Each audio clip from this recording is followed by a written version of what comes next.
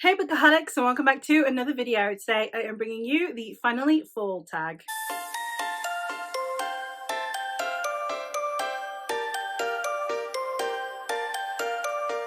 In accordance with season change, I have a cold, so I'm very sorry about the voice in general, but we move. Let's go. We have 10 questions that I'm going to go through today from this tag. I like this tag. I like doing it every year. So let's get into the questions. Question 1 is, in fall, the air is crisp and clear. Name a book with a vivid setting. For this question, I have gone with The Hollow Places by T. Kingfisher. I will point out that I am only going to be using books that I've read this year, because obviously it's a yearly tag, so otherwise there's the risk of repeats. So we have The Hollow Places by T. Kingfisher. This is one that I buddy read with my friend Eleanor back in February, and I loved this. I had such a wonderful time with this book. It's so kooky, it's so bizarre, it's so creepy, but it's also so funny. It had me both regretting reading it at night while at the same time audibly laughing. So I had an amazing experience reading this book, and in it we are following Cara, who has just moved back to her hometown following her divorce, and instead of moving in with her overbearing mother, her uncle has offered her the opportunity to stay at his Curiosities Museum and work there until she gets back on her feet. Then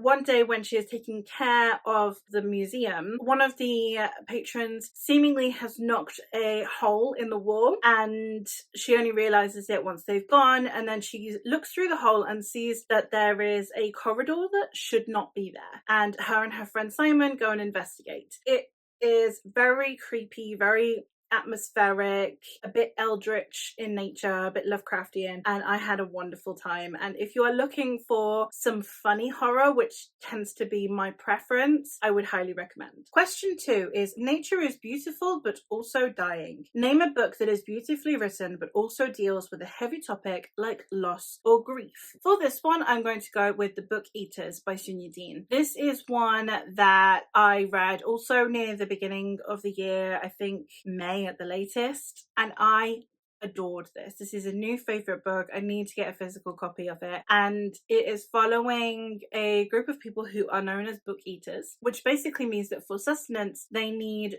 to consume books instead of food. And every now and then there is, instead of a book eater, a mind eater, which means that they need to consume people's minds. And we are following a mother whose son happens to be a mind eater. Mind eaters tend to get taken away from their mothers and placed in the custody of another house. So instead of losing her child, she decides that she's going to run away with him. However, this puts her in a situation where she either needs to procure people for him to consume their minds, or she needs to return him, or she needs to let him starve to death. So obviously there is this moral conundrum that comes with this, and the extent to which a mother will go to protect her child. So very heavy topic. It's beautifully written because it is a book about books, it's about literature, and I just think that it was handled amazingly. I fell so in love with this book, and again, I'd highly recommend you check it out. Number 3 is, fall is back to school season. Share a non-fiction book that taught you something new. The only non-fiction that I have read thus far this year is Educated by Tara Westover, and this is the story of a young woman, this is autobiographical, who was raised in a survivalist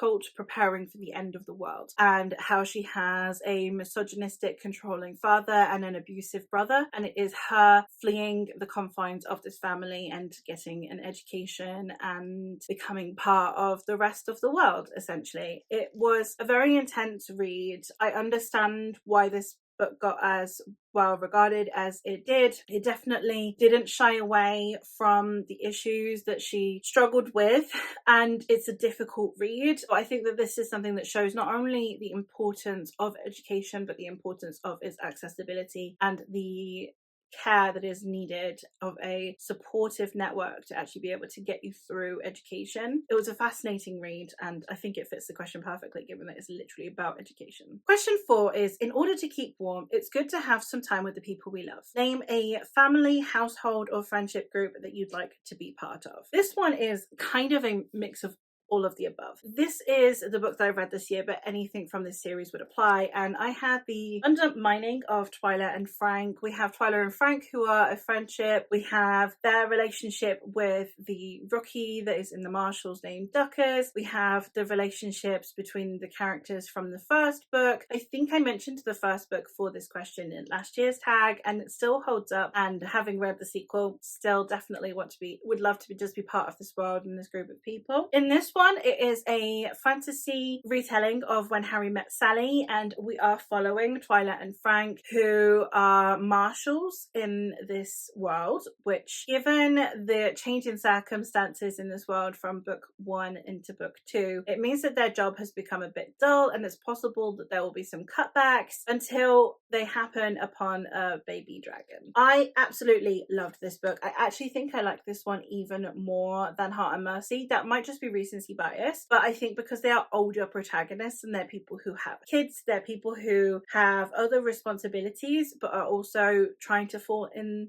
love and are contemplating their friendship and what that means to them. It's an absolutely wonderful story. I love this so much. I gave it 5 stars. And if you're looking for a fantasy romance that isn't just insanely beautiful people all of the time, I would highly recommend checking this one out. Question 5 is: colourful leaves are piling up on the ground. Show us a pile of full coloured spines. I did do this recently on my Instagram, so I'll leave that picture here, but I did some brown books, so that should suffice. Question 6 is: fall is the perfect time for storytelling by the fireside. Share a book wherein somebody is telling a story. Now, not throughout the entire story, but the opening to this book is actually told by Death, and that is Masters of Death by Olivia Blake. This one is one that is very wacky, very kooky. The synopsis doesn't really show what the purpose of the book is in a way. It seems like it's going to be a bit more action-packed based on the synopsis, but it's more sentimental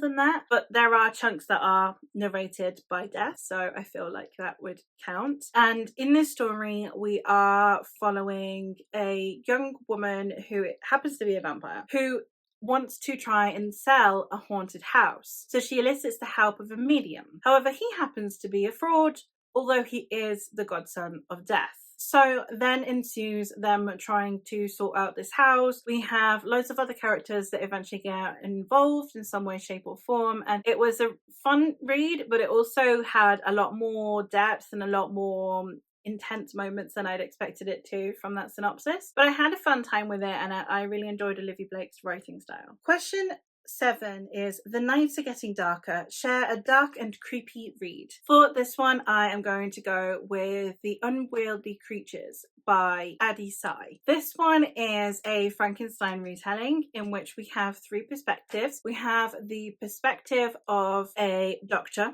who is wanting to create life, their apprentice who is unsure of the ethics of their mentor's creation, and then we have also the perspective of the creation themselves. This was a very interesting take on Frankenstein. I think it was a little bit slow at times and the pacing was a bit strange, but it was a very interesting addition to the conversation that Frankenstein started a couple hundred years ago. So I'm really glad to have read it, and I think it was a very innovative way of approaching the story of Frankenstein. And if you are looking for a Frankenstein retelling that is not just your typical modernize it or change the setting slightly, and you want a different thematic take on Frankenstein, then I would highly recommend this book. Question 8 is: the days are getting colder. Name a short, heartwarming read that could warm up somebody's cold and rainy day. For this one, I'm going to go with Half a Soul by Olivia Atwater. This is the first book in the Regency Fairy Tales trilogy that I read last month, and I loved this trilogy so much. I had such a fun time with it. I love that we have a protagonist who is not...